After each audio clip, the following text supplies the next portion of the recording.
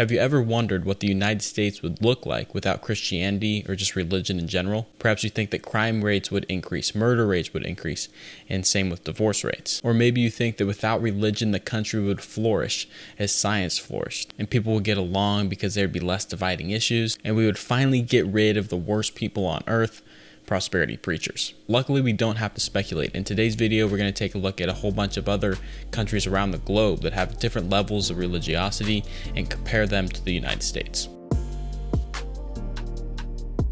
First, let's define what we mean by irreligious. Just because a country is irreligious doesn't mean they are atheistic.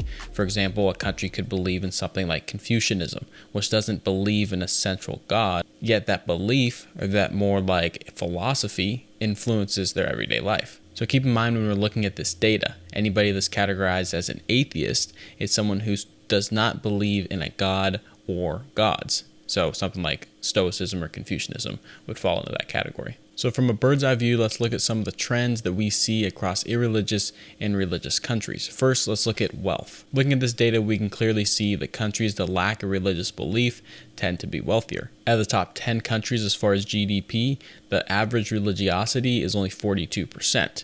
Among the bottom 10, the average religiosity increases to almost 90%. I want to be clear because I'm sure a lot of people are already thinking about this, that this is correlative. These are correlations. This doesn't prove causation.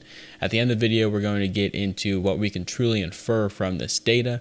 So keep that in mind as we progress through the rest of this video. Now let's look at crime rates among the most religious countries in the world. For the top 5 countries with the highest crime rate, the average religiosity of the population is 92.4%. When we look at the bottom 5 as far as crime rate, we see a dramatic decrease to just 61.5%.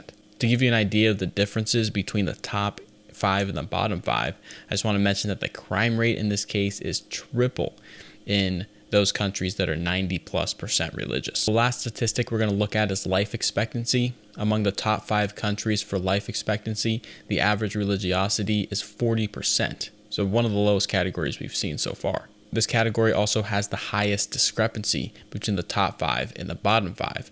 For the bottom 5, the average religiosity is 97%. The differences in life expectancy of these two groups is roughly 30 years.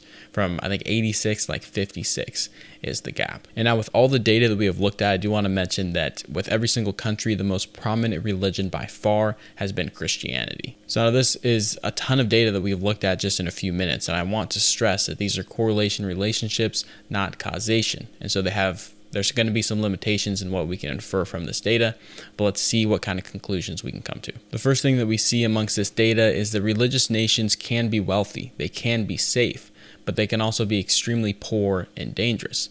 And in general, they tend to be worse off than their irreligious counterparts. So what is causing what? Is religion causing these countries to be less prosperous and more dangerous? My answer would be no. I think that the least prosperous and most dangerous countries turn to religion. So religion tends to flourish in these countries that have very low GDPs, very low rates of education, and high crime rates. Many of these countries tend to live in very difficult situations where death and suffering is a commonplace in everyday life. Now, it makes sense that these populations will turn to something supernatural to help explain their suffering, to help give meaning to the things that they're going through. And perhaps it's also the reason they believe in eternal life, that eventually their suffering will cease and that they will get to live just like other parts of the country or parts of the world get to live in a prosperous environment where they're not poor and they no longer have to suffer. Today, the most atheistic country in the world is China, where 91% of people are considered irreligious. In this case, the overwhelming majority of the population believes in either Confucianism or Buddhism, or I should say, follows the teachings of Confucius or Buddha. So just by looking at China, I know China is not a great country, but just by looking at them with a bird's eye view, we can see that it is possible that if religion in the United States were to dwindle and die out, it could be replaced by philosophy, which I personally think is a positive. Now, obviously, there are a ton of other factors that determine the success of a country. And of course, success is kind of subjective. But based on these factors, if you were given a choice to live in an irreligious or religious country, and you didn't get to choose the country, the religion, the denomination, anything, which one would you end up choosing? For me personally, I would select an irreligious country. I would have the higher chance of being prosperous, healthy, and safe. Leave your answer to this question down in the comment section below. Don't forget to like and subscribe, and I'll see you on the next one.